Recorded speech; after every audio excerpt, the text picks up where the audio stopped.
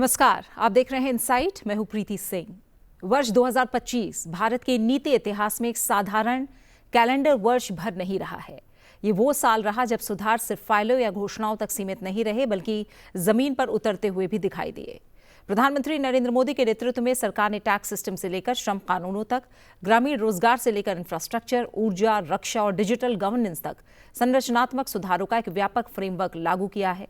सरकार कह रही है कि इन सुधारों का उद्देश्य सिर्फ ग्रोथ नहीं है, बल्कि गवर्नेंस की क्वालिटी, डिलीवरी की स्पीड और डेवलपमेंट की सस्टेनेबिलिटी को मजबूत करना रहा है। आज जब भारत की जीडीपी ग्रोथ 8% के आसपास बताई जा रही है, आईएमएफ और वैश्विक एजेंसियां भारत को सबसे तेजी से बढ़ती बड़ी अर्थव्यवस्था मान रहे हैं, तो सवाल ये भी है कि क्या 2025 वाकई नए भारत की दिशा में एक निर्णायक मोड़ साबित हुआ है। इसी पर आज हम करेंगे इनसाइट में चर्चा। दो बेहद खास मेहमान आज चर्चा के लिए मेरे साथ जुड़े हुए हैं। हमारे साथ हैं सुरेंद्र नाथ त्रिपाठी जी, डायरेक्टर जनरल हैं Indian institute of public administration के। सुरेंद्र नाथ त्रिपाठी जी, बहुत बहुत स्वागत और धन्यवाद हमारे साथ इस चर्चा में जुड़ने के लिए। नमस्कार। हमारे साथ चर्चा में डॉक्टर मनोज कुमार अग्रवाल भी जुड़े हुए हैं, professor, department of economics, university of Lucknow. बहुत बहुत स्वागत प्रोफेसर साहब, धन्यवाद हमारे साथ जुड़ने के लिए। सुरेंद्र जी, आपसे चर्चा की शुरुआत करती हूँ। थोड़ा सा समझाइए, क्योंकि जो साल 2025 है उसे सरकार ने ईयर ऑफ रिफॉर्म्स कहा है, इस रूप में प्रोजेक्ट किया है। वो चाहे हम जीएसटी 2.0 की बात करें, इनकम टैक्स एक्ट 2025 की बात करें, लेबर कोड्स का पूर्ण क्रियान्वयन हो, इसे लेकर बात करें। अगर हम गवर्नेंस के लेंस से देखें तो क्या ये सुधार इंक्रीमेंटल चेंजेस हैं या फिर ये भारतीय प्रशासनिक ढांचे में जो स्ट्रक्चरल शिफ्ट है उसे कहीं ना कहीं दर्शा रहे हैं? आप इसे कैसे देखते हैं? मैं भी इसे सुधार का वर्ष मानता हूँ। भारत ने बड़ा सोचने, तेज चलने और गहर सुधार करने का संकल्प लिया है। अब हम धीमी गति से, या जिसको हिंदू रेट ऑफ ग्रोथ कहते हैं, उससे हम संतुष्ट नहीं हैं। ये थोड़ा अपमानजनक भी लगता था, एक ज़माना था, लेकिन अब हम चाहते हैं कि भारत को विश्व में उस तरह से देखा जाए जो हमारी संकल्पना है, एक विकसित भारत की, एक विकासशील भारत से अपने आप को विकसित करने की परंपरा में। जो दीर्घकालिक नीतियाँ, नियम बनाए गए हैं, जिनमें सुधार लाया गया है, वो ऐतिहासिक, जिनको कभी कोई सोच नहीं सकता था। जीएसटी पहले ही अपने आप में बड़ा भारी रिफॉर्म था, लेकिन को 2 स्लैब करके हमने और इसको सामान्य बनाया। जी राम जी है, जिसे मनरेगा की बात आप कर रहे थे, उसमें ग्रामीण भारत को एक ऐसा नियम कानून दिया गया कि 100 से नहीं 125 दिन का रोजगार मिलेगा, लेकिन उसके साथ स्थायी संपत्ति भी बनेगी ताकि लोगों को उसका दीर्घकालिक लाभ मिले।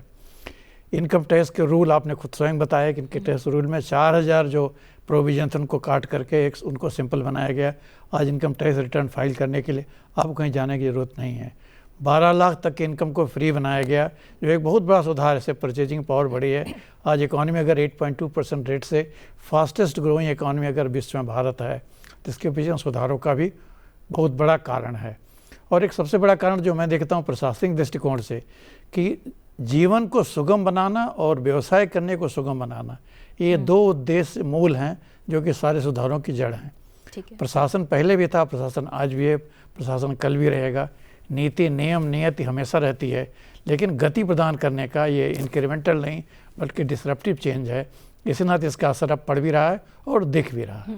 ठीक है डॉक्टर अग्रवाल, आपका नजरिया क्या कह रहा है? टैक्स सुधारों की ही बात करें तो जीएसटी को 2 स्लैब में सरल करना और 12 लाख तक इनकम टैक्स में छूट देना मध्यम वर्ग और एमएसएमई के लिए बड़ा फैसला माना जा रहा है। आर्थिक दृष्टि से देखें तो क्या ये फैसले कंजम्पशन लेड ग्रोथ को मजबूती देते दिखाई दे रहे हैं या इससे फिस्कल बैलेंस पर दबाव भी बढ़ता है? आपका नजरिया क्या कहता है? दीदी जी, आपने सही बात कही कि जो हमारे यहाँ टैक्स रिफॉर्म 2025 में किए गए, मैं इसको ये कहूंगा कि ये हिस्टोरिक चेंजेस हैं। और अगर इकोनॉमिक्स की टेक्स्ट बुक को भी उठाएं तो शायद उसको भी यहां से सीखने की जरूरत पड़ेगी कि किस प्रकार एक ग्रोइंग इकोनॉमी, जब ग्लोबल पूरा सिनेरियो निगेटिव में चल रहा हो, बड़ी इकोनॉमीज, डेवलप्ड इकोनॉमीज कॉन्फिडेंस की कमी से जूझ रही हूं और वो कहीं ना कहीं ग्लोबल जो है जियोपॉलिटिकल इनस्टेबिलिटी सामने आ रही हो, ऐसे में भारत अपने ग्रोथ रेट के मोमेंटम को मेंटेन करने के साथ साथ उसको और बढ़ाते हुए आगे बढ़ रहा हो, ऐसे में जो जीएसटी रिफॉर्म है 2 है और इनकम टैक्स में रिफॉर्म है, पहली चीज मैं कहूंगा कि एक मिडिल क्लास को भरपूर यहां पर एक सपोर्ट सिस्टम देता हुआ दिखाई पड़ता है ये रिफॉर्म। और उसके पीछे का लॉजिक ये है कि जो हमने पॉवर्टी रिमूवल का पे काम किया 2014 के बाद, उसके लाभ हमें इस प्रकार से मिले कि 25 करोड़ लोग हमें गरीबी रेखा से बाहर आते हुए एक साथ दिखाई पड़ते हैं। ये हमारा नया मिडिल क्लास सृजित होता है। और जब हम टैक्स दर कम कर देते हैं, खासतौर पर जीएसटी टैक्स कम करते हैं और इनकम टैक्स की लिमिट 12 लाख रुपए तक ले जाते हैं, तो लोगों के पास जो अपनी परचेजिंग पावर है बढ़ जाती है।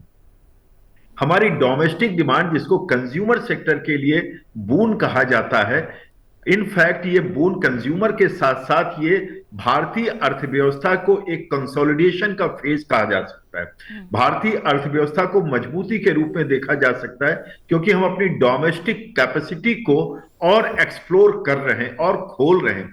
चीन यहीं पर पिछड़ता हुआ दिखाई पड़ता है। वो अपने यहां डोमेस्टिक डिमांड को प्रमोट नहीं कर पा रहा है। हम डोमेस्टिक डिमांड को बढ़ा रहे हैं। अगर 2025 में देखते हैं तो घरों की बिक्री में एक रिकॉर्ड, जिसको कहते हैं, बढ़ोतरी हुई है। इसी प्रकार से हम देखते हैं 2 व्हीलर 4 व्हीलर की बिक्री, खासतौर पर जीएसटी में जब कमी लाई गई है, 2 स्लैब्स में लाया गया है और 28% का स्लैब खत्म कर दिया गया, 18.5 में उसको लाया गया, 12 का भी हटा दिया गया, तो बहुत तेजी से आता है। इसी प्रकार से अन्य वस्तुओं पर कंज्यूमर आइटम से बढ़ता हुआ दिखाई पड़ता। तो हम इसको कह सकते हैं कि भारत आर्थिक विकास का एक नया मॉडल यहां पर बनाता हुआ दिखाई पड़ता है और विश्व को समझना पड़ेगा आज भारत पश्चिम के मॉडल से किस प्रकार से भिन्न होकर के अपने मॉडल पर काम कर रहा है और भारतीय अर्थव्यवस्था को ऊर्जावान बनाने के साथ साथ विकसित भारत की ओर तेजी से बढ़ रहा है। ठीक है, थोड़ा सा सुरेंद्र जी, थोड़ा सा ही इनकम टैक्स जो एक्ट 2025 है उसे लेकर ही थोड़ा और बात करते हैं, क्योंकि हम जान रहे हैं कि 1961 के पुराने कानून की जगह लाया गया। इसका उद्देश्य सिंप्लीफिकेशन और लिटिगेशन रिडक्शन बताया गया। प्रशासनिक अनुभव के आधार पर आप इसे कैसे देख रहे हैं? क्या ये कहा जा सकता है कि ये कानून टैक्स टेरर से ट्रस्ट बेस्ड कंप्लायंस की दिशा में वास्तविक बदलाव है हमारे देश के लिए? न केवल वास्तविक है वरन ऐतिहासिक है कई दृष्टिकोण से।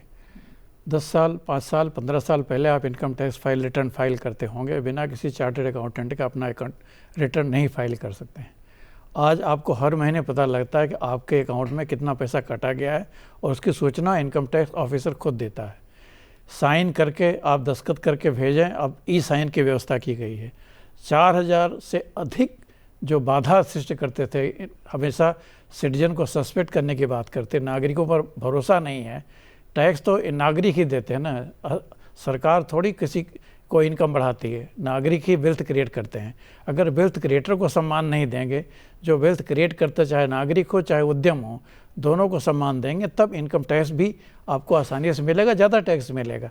आपने स्वयं बात की कि जीएसटी में सुधार आए, टैक्स की बॉयंसी बढ़ी है, 2 लाख से ऊपर करोड़ हम हर महीने कलेक्ट कर रहे हैं। इनकम टैक्स में इसी तरह से डायरेक्ट टैक्सेस में भी सुधार आया है। आज आपको डायरेक्ट कोई इनकम टैक्स ऑफिसर आपको फ़ोन करके बता नहीं सकता कि हम रेट करने जा रहे हैं। ऐसा नहीं हो सकता। एक भय था, वातावरण था कि जैसे लगता था कि वो ब्रह्मा विष्णु महेश बन गए हैं। आज उनकी कोई वो क्षमता वही है, लेकिन चूँकि दृष्टिपटल बदल गया है, दृष्टिभंगिमा बदल गई है। मैं कहता हूँ दृष्टि नहीं, दृष्टिकोण बदला है। इस दृष्टिकोण से जो हमने डिजिटाइज किया उसका फ़ायदा मिल रहा है। आज हम इनकम टैक्स रिटर्न स्वयं फाइल कर सकते हैं और उसकी कॉपी भी मिल जाती है और आपको 26A भरने में बिल्कुल दिक्कत नहीं होती है। इतना ही नहीं, आपको रिफंड मिलने में भी कोई परेशानी नहीं होती है। जो आमूलचूल परिवर्तन डायरेक्ट टैक्सेस में किए गए हैं, उसका फ़ायदा यह है कि लोग आज ज़्यादा से ज़्यादा लोग इनकम टैक्स रिटर्न फाइल कर रहे हैं। एक ज़माना था जबकि कहा जाता था इनकम टैक्स पेई की संख्या 1 करोड़ के अंदर है, आज लगभग 9 करोड़ लोग इनकम टैक्स रिटर्न फाइल कर रहे हैं। तो इसका जब डिजिटलाइजेशन होता है उसका और लोगों की ईज ऑफ लिविंग प्रमोट करते हैं, तो इनकम टैक्स का भी फ़ायदा हुआ है। बिल्कुल। और स्लैब भी कम हुए, जैसा आपने पहले बताया, 12 लाख तक का फ्री बनाया गया। बिल्कुल। और सारे एग्जेम्पशन हटा दिए गए हैं। हाँ, ठीक है। अगर अब डॉक्टर अग्रवाल थोड़ा लेबर कोड्स की बात करें, तो 4 लेबर कोड्स का पूर्ण लागू होना, हमने देखा करीब 63 मिलियन एंटरप्राइजेज हैं और करोड़ों श्रमिक हैं जिन पर प्रभाव पड़ रहा है, इन्हें प्रभावित कर रहा है।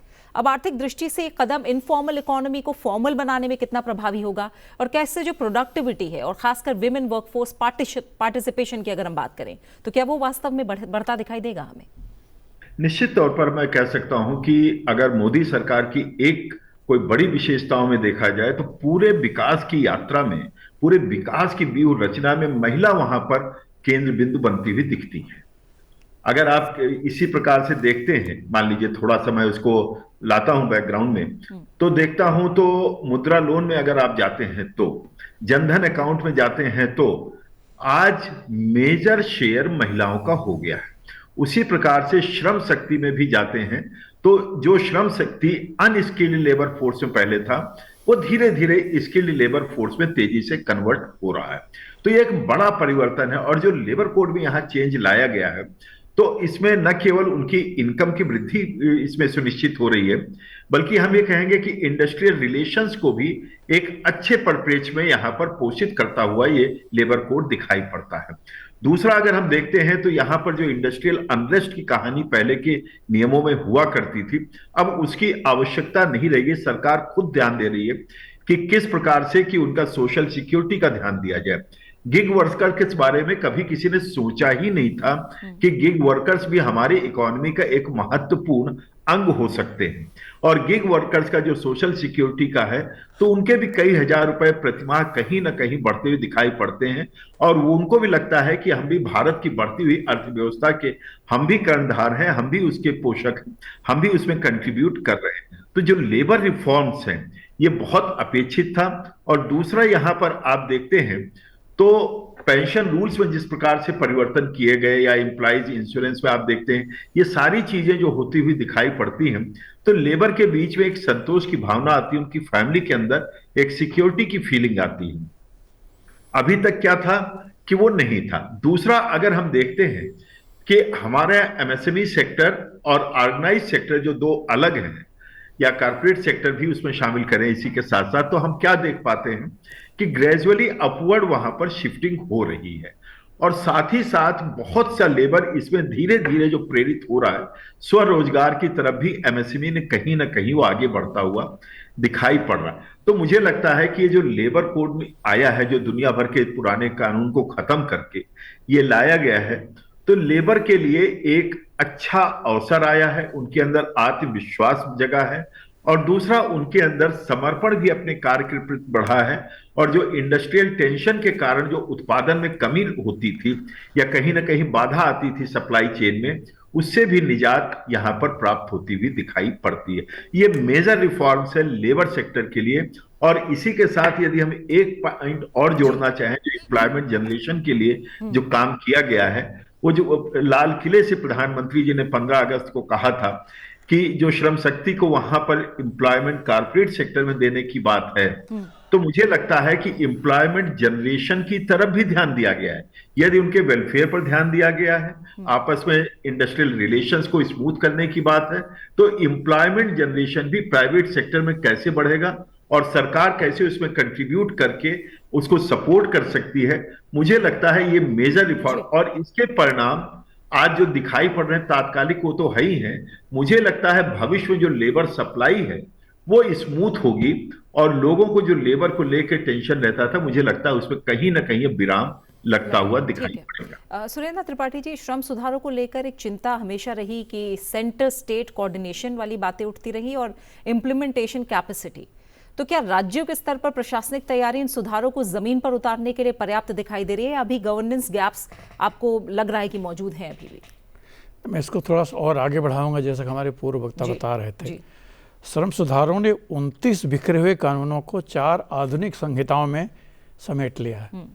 तो बहुत सारा इधर उधर बिखराव जो था, इनकंसिस्टेंसी थी, उसको दूर किया गया है। इसमें मजदूरों के लिए, उद्योगों के लिए और देश के लिए, तीनों के लिए इसमें कुछ न कुछ है। जैसे मजदूरों के लिए है कि न्यायपूर्ण वेतन मिले, व्यापक सामाजिक सुरक्षा हो और सुरक्षित कार्यस्थल हो, जो कि मिनिमम है। मजदूरों को भी छुट्टी मिले, उनके लिए भी अवकाश के क्षण हों। उसी तरह से उद्योगों के लिए इसका अर्थ है स्पष्टता, एक क्लैरिटी आई है कि हमको इतने कानूनों का पालन करना है, इसके अलावा और कोई हैरान हमको हरकत नहीं कर सकता। उनका एक आत्मविश्वास आएगा। और राष्ट्र के लिए इसका अर्थ है कि 64 करोड़ से अधिक कार्यबल को गरिमा और महिलाओं के लिए नए अवसर, किस उद्योग में महिलाएं जा सकती हैं, विद कंसेंट, विदाउट कंसेंट कहाँ जा नहीं जा सकती हैं, ऐसे नए नए क्षेत्र ओपन किए गए हैं। तो इससे एक बहुत बड़ा फॉर्मलाइजेशन भी हो रहा है और एक अच्छी व्यवस्था होगी लेबर के लिए। आपने पूछा लेबर की अवेलेबिलिटी के बारे में, लेबर की सुरक्षा के बारे में, तो इस पर मैं एक चीज़ ज़रूर कहूँगा, कैपिटल और लेबर दो ही हैं जो कि किसी उद्योग को आगे बढ़ाते हैं। जब लेबर को, श्रमिक बल को सम्मान मिलता है तो उत्पादकता बढ़ती है, और उत्पादकता बढ़ती है तो लाभ भी बढ़ता है। तो इसलिए इकोनॉमी में इसका बहुत ही पॉजिटिव इम्पैक्ट होगा। श्रम शक्ति का ह्रास नहीं होगा, जो आंदोलन होते थे या झंडा ऊंचा रहे हमारा चलता था, वो सब नहीं होगा। कारण श्रमिक को अगर आप ज़्यादा पैसा देंगे वो अच्छा उत्पादकता भी करेगा और संतुष्ट भी रहेगा, उसे और सुरक्षा की जरूरत नहीं पड़ेगी। ठीक है, कुछ और पहलुओं पर, ताकि ऐसा ना हो कि हम एम्प्लॉयड भी हैं और गरीब भी हैं। ठीक है। हाँ, कुछ और पहलू हैं जिन पर हम छोटे छोटे कमेंट लेंगे, क्योंकि पूरे साल का रैप करना है हमें। तो इसमें डॉक्टर अग्रवाल अगर देखें तो ग्रामीण भारत के संदर्भ में जो मनरेगा की जगह हमने देखा कि विकसित भारत गारंटी फॉर रोजगार एंड आजीविका एक्ट 2025 लाया गया। इसमें रोजगार के दिन 100 से बढ़ाकर 125 किए गए। तो क्या ये कानून केवल वेलफेयर एक्सटेंशन के लिए है या रूरल एसेट क्रिएशन, और अगर हम लॉन्ग टर्म प्रोडक्टिविटी की बात करें उसका भी रास्ता खोलता नजर आ रहा है? ये कितना बड़ा कदम है? देखिए, मनरेगा जब था तो उस समय भी इस सरकार ने, मोदी सरकार ने व्यापक सुधार किया था, लेकिन अब आवश्यकता इस प्रकार की पड़ रही है कि जो हमारा कोऑपरेटिव फेडरलिज्म का स्ट्रक्चर है उसको और स्ट्रेंथन करने की जरूरत है, क्योंकि ऑलरेडी केंद्र सरकार कई चीजों पर पहले काम करके आवश्यकताओं को पोषित कर चुकी है। वो चाहे पक्का मकान के रूप में हो, इन हाउस टॉयलेट के रूप में हो, इलेक्ट्रिसिटी कनेक्शन के रूप में हो, ड्रिंकिंग वाटर के रूप में हो, हेल्थ इंफ्रास्ट्रक्चर के रूप में हो, या कि एजुकेशन के रूप में हो। ऑलरेडी सारे गांव आप देखेंगे तो इंटरनेट कनेक्शन से आच्छादित लगभग हो चुके हैं और उनकी कनेक्टिविटी ग्लोबली हो चुकी है।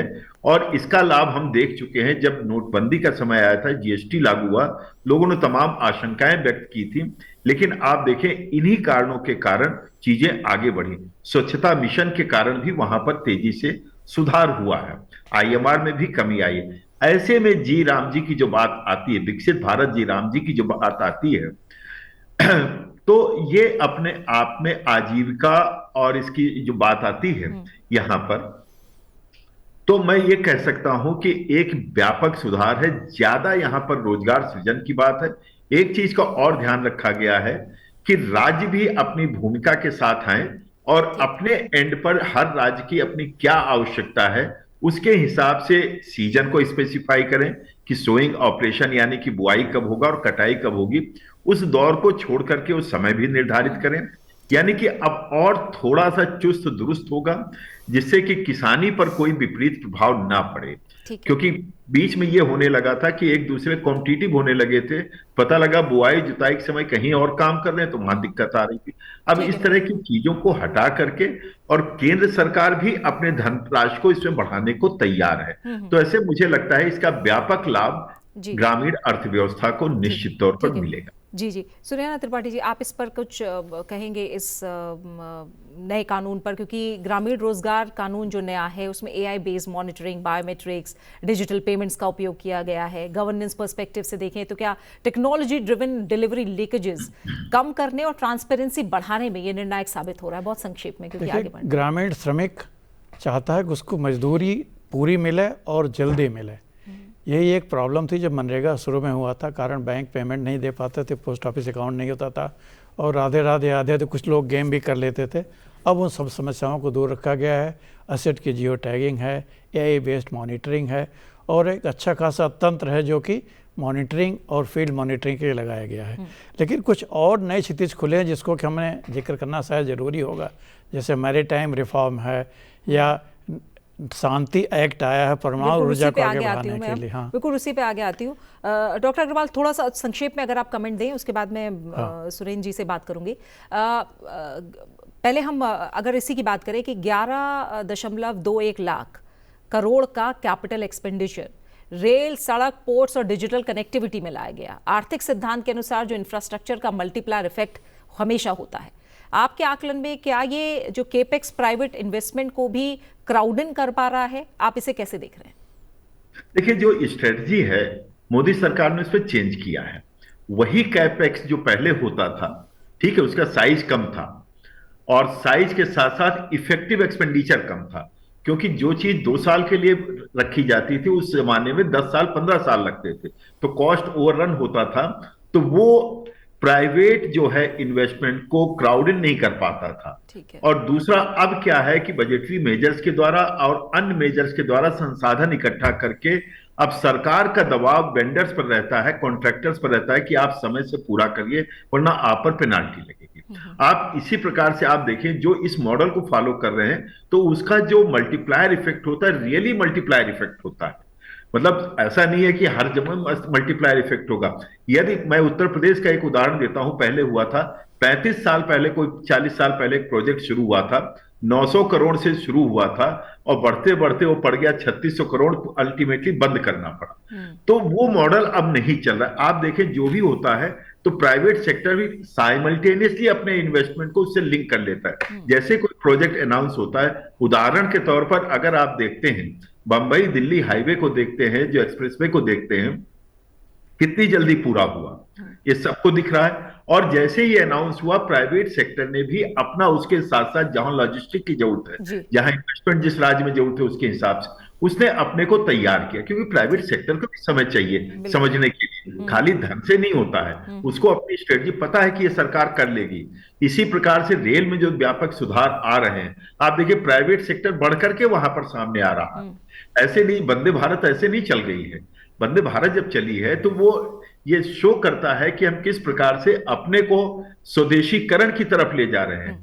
तो जो हमारी तमामों योजनाएं हैं मैन्युफैक्चरिंग सेक्टर की, वो ऐसे ही पूल होती है अगर हमने इंफ्रास्ट्रक्चर दिया। स्वदेशी का जो मॉडल जो हम लोग यहाँ चर्चा कर सकते हैं, आज ईयर एंड हो रहा है, पूरे वर्ष प्रधानमंत्री जी ने स्वदेशी को और आत्मनिर्भरता को इतना व्यापक बल दिया कि अब प्राइवेट सेक्टर उसमें और तेजी से आगे बढ़ रहा है। आप मैन्युफैक्चरिंग के तमामों सेक्टर्स में जाइए, इलेक्ट्रॉनिक्स में जाइए या इसमें आप जाइए कि ऑटोमोबाइल सेक्टर में जाइए, तो तेजी से बढ़ा है। क्यों बढ़ा है? कैपेक्स। और कैपेक्स भी क्या? Time bound capex. ये अपने आप में इंपॉर्टेंट होता है। तो कई फैक्टर हैं जिसके कारण ये कैपेक्स इफेक्टिव हो रहा है और मल्टीप्लायर का साइज भी बढ़ रहा है। ठीक है सुरेंद्र जी, अब एक ये सवाल आपका इंफ्रास्ट्रक्चर पे है, फिर हम शांति बिल की तरफ जाएंगे। चिनाब ब्रिज, पंबन ब्रिज जैसे प्रोजेक्ट सिर्फ इंफ्रास्ट्रक्चर नहीं बल्कि हमने देखा है कि स्ट्रैटेजिक कनेक्टिविटी भी है। तो आप मान रहे हैं कि इंफ्रास्ट्रक्चर पॉलिसी सिर्फ डेवलपमेंट नहीं बल्कि नेशनल इंटीग्रेशन और स्ट्रैटेजिक गवर्नेंस का भी हिस्सा बन चुकी है? देखिए ये सब तो होता है, लेकिन इसके मूल में है बैंकिंग सुधार। ठीक है, जब हमने बैंकों को रिकैपिटलाइज किया, बैंकों को मर्ज किया, सुधार किया, उनके एनपीए को कम किया, आज वो बैंक इस स्थिति में है कि कैपेक्स की डिमांड को, कैपेक्स में जो कैपिटल डिमांड है, चाहे सरकार ओपन मार्केट बोरोइंग में आए या इंटरप्राइजेज उसके उधार लें बैंकों से, सबके लिए एडिक्वेट कैपिटल अवेलेबल है ताकि हम 8% या 10% की ग्रोथ रेट को अचीव कर सकें। तो बैंकिंग में जो रिफॉर्म है वो बहुत बड़ा कारण है इसके दिशा में। और ख़ास तौर से जो बैंकों को रिकैपिटलाइज करने खाली करके छोड़ देते थे, आज बैंक हैं कि मुद्रा लोन भी दे रहे हैं, गरीबों को भी सहायता कर रहे हैं और जनमन अकाउंट से लोगों को, गरीबों को ही सहायता कर ही रहे हैं मुद्रा, और इसके अलावा आज बड़े बड़े लोगों को लोन भी दे रहे हैं और लोगों के एनपीए भी कम हो रहे हैं। इस नाते जो है एनपीए का प्रभाव और strong bank, strong capital market दोनों मिलकर आज भारत को एक अच्छी अर्थव्यवस्था में, एक स्वस्थ और सस्टेनेबल अर्थव्यवस्था में परिवर्तित किया हुआ है। बिल्कुल, थोड़े से बातें थोड़ी सी और ज़्यादा हैं, पॉइंट्स हैं, और मुझे अच्छा लग रहा है कि आप लोग बहुत संक्षेप में अब उत्तर दे रहे हैं। इसलिए एक बार डॉक्टर अग्रवाल फिर से कह रही हूँ, बहुत संक्षेप में अगर आप बताएं। अब हम ऊर्जा और रक्षा क्षेत्र की बात करें, शांति बिल के जरिए न्यूक्लियर सेक्टर को प्राइवेट और फॉरेन इन्वेस्टमेंट के लिए खोलना और 2047 तक 100 गीगावाट न्यूक्लियर कैपेसिटी का लक्ष्य तय करना। अब आर्थिक और स्ट्रैटेजिक दोनों दृष्टि से क्या ये फैसला भारत की एनर्जी सिक्योरिटी को बिल्कुल नया आधार देता नजर आया है इस साल हमें? बिल्कुल बिल्कुल, इसको मैं कह सकता हूं, क्योंकि अगर हम देखते हैं इंफ्रास्ट्रक्चर में, खासतौर पर आइडेंटिफाई करें हम एनर्जी सेक्टर को, तो एनर्जी सेक्टर में जो स्ट्रक्चरल रिफॉर्म आए हैं ये अपने आप में व्यापक आए हैं। और स्ट्रक्चरल रिफॉर्म दो फॉर्म में आए हैं। एक तो हम फॉसिल फ्यूल से हम कह सकते हैं ग्रीन एनर्जी की तरफ बढ़े, दूसरा हम कह सकते हैं कि हम गवर्नमेंट इन्वेस्टमेंट के साथ साथ हम प्राइवेट इन्वेस्टमेंट और ग्लोबल इन्वेस्टमेंट की तरफ हम बढ़े हैं। तीसरा एक और इन्वेस्टमेंट जो हमारा बढ़ा है वो बढ़ा है कंज्यूमर सेक्टर का, खास तौर पर सोलर एनर्जी के रूप में। अगर हम देखते हैं तो व्यापक स्तर पर सोलर का जो विकास हुआ है भारत में, जो छतों पर आप पैनल देखते हैं, सोलर पैनल देख रहे हैं, या इंस्टीट्यूशंस में आप देख रहे हैं, प्राइवेट इंस्टीट्यूशन, सरकारी में तो वही है, तो ये अपने आप में एक क्रांतिकारी परिवर्तन है। और सरकार अपना जो इनिशिएटिव लिया है उसके अब परिणाम भी सामने आने शुरू हो गए। उदाहरण के तौर पर अगर हम देखते हैं 2030 तक हमको क्या करना था कि 50% से ज्यादा हमको ग्रीन एनर्जी की तरफ, नॉन कन्वेंशनल सोर्सेज की तरफ जाना था। हम 2025 के पहले ही वो लक्ष्य करीब करीब पूर्ति कर ले रहे हैं। तो ये शो करता है कि हमारा कमिटमेंट क्या है। दूसरा, शांति बिल की बात अगर यहां पर करें, शांति इसलिए कि प्रायः न्यूक्लियर की जब चर्चा होती है मीडिया में या कहीं पर भी, तो वो होता है कि आजकल के जियोपॉलिटिकल सिनेरियो में आता है कि वहां पर इस प्रकार की एक चर्चा चल रही, न्यूक्लियर कहीं एक्सप्लोजन ना हो जाए, ये ना हो जाए। पाकिस्तान अक्सर इसी टर्म से बात करता है। लेकिन हम किसकी बात कर रहे हैं? हमने प्राइवेट सेक्टर के लिए और फॉरेन इन्वेस्टमेंट के लिए हमने खोला क्या है, एक शांति बिल आया है जिसके तहत 1 गीगावाट तक का न्यूक्लियर प्लांट लगाया जा सकता है, जिसका शांति के लिए उपयोग होगा और वो उपयोग होगा एनर्जी का प्रोडक्शन। तो ये सारी चीजें जो हो रही हैं 2047 तक, जो हमारी एनर्जी की आवश्यकताएं हैं, 2 तरह से हम इसमें आत्मनिर्भर होना चाहते हैं। ठीक है। पहला कि हमारी डिपेंडेंस फॉसिल फ्यूल के इंपोर्ट पर कम हो।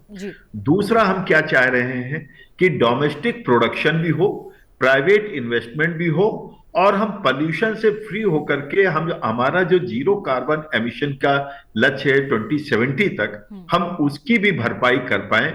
तो इस प्रकार से जो मल्टीपल ऑब्जेक्टिव्स एक साथ जुड़े हुए हैं, मुझे लगता है उस ओर हम तेजी से बढ़ रहे हैं। और इसके प्रमाण इस प्रकार से फिर से मैं कहूंगा कि जो हमारा लक्ष्य था 50% होना चाहिए, वो ऑलरेडी हम प्राप्त कर चुके हैं 5 साल पहले। ठीक है।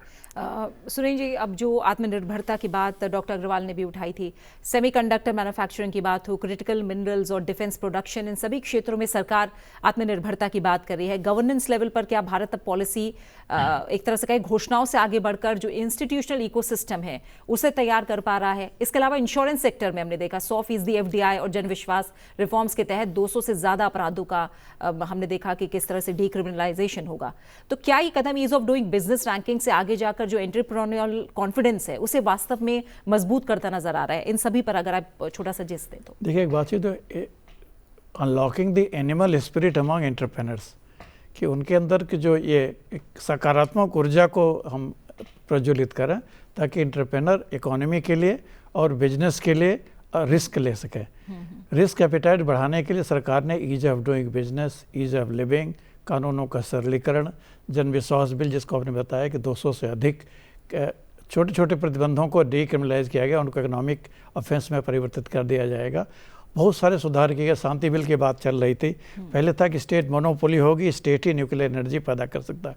आज उसको इन्वेस्टमेंट फ्रेंडली बना के उसके अंदर सिक्योरिटी और सेफ्टी को बिना कंप्रोमाइज़ करते हुए हम फॉरेन डायरेक्ट इन्वेस्टमेंट हम ला सकते हैं। इंश्योरेंस सेक्टर को पूरी तरह से मुक्त कर दिया गया, 100% FDI आ सकता है। आज हमारी इंश्योरेंस कंपनियां जो देश की हैं वो इसको सहन कर सकती हैं, इस भार को सहन कर सकती हैं। जो आपने बताया कि आर्थिक उद्देश्य क्या है, इसका उद्देश्य वही है कि जनजीवन साधारण हो और जनजीवन के अंदर लोगों के अंदर ये आत्मविश्वास बढ़े कि अगर हम रिस्क लेंगे तो रिवार्ड मिलेगा। पहले था कि हम प्राइवेट सेक्टर में रिस्क लेते हैं, सेलिब्रेट करते हैं, सरकार में रिस्क लो तो आप इन्वेस्टिगेट होते हैं। आज हमने उससे मुक्ति पाई है और सरकार ने ऐसा समाज को मुक्त बनाया है कि जब सरकार भी रिस्क ले, प्राइवेट सेक्टर भी रिस्क ले और इकोनॉमी आगे बढ़े, तभी देश आगे बढ़ेगा।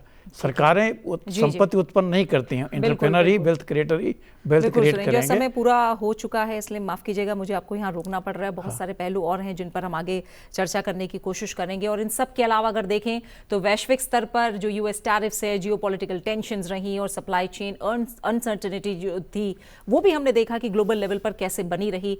ऐसे माहौल में भारत का रिफॉर्म पुश, एडमिनिस्ट्रेटिव जो रिजिलियंस है और पॉलिसी स्टेबिलिटी है, उसका संकेत देता कहीं ना कहीं नजर आ रहा है।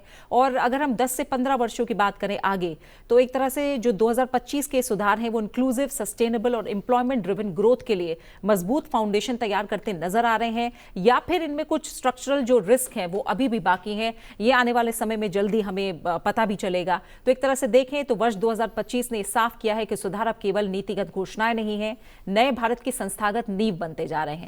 सरल कानून, डिजिटल गवर्नेंस, मजबूत इंफ्रास्ट्रक्चर और नागरिक केंद्रित नीतियां, ये सभी मिलकर भारत को एक ऐसी अर्थव्यवस्था की ओर ले जा रही है जो सिर्फ तेज नहीं बल्कि टिकाऊ और समावेशी भी हो। इसी के साथ इंस्टाइट में फिलहाल इतना ही। सुरेंद्र नाथ त्रिपाठी जी आपका, डॉक्टर मनोज कुमार अग्रवाल, आप दोनों मेहमानों का बहुत बहुत शुक्रिया मेरे साथ इस चर्चा में जुड़ने के लिए। आप बने रहिए सेंसिटिव टीवी के साथ। नमस्कार।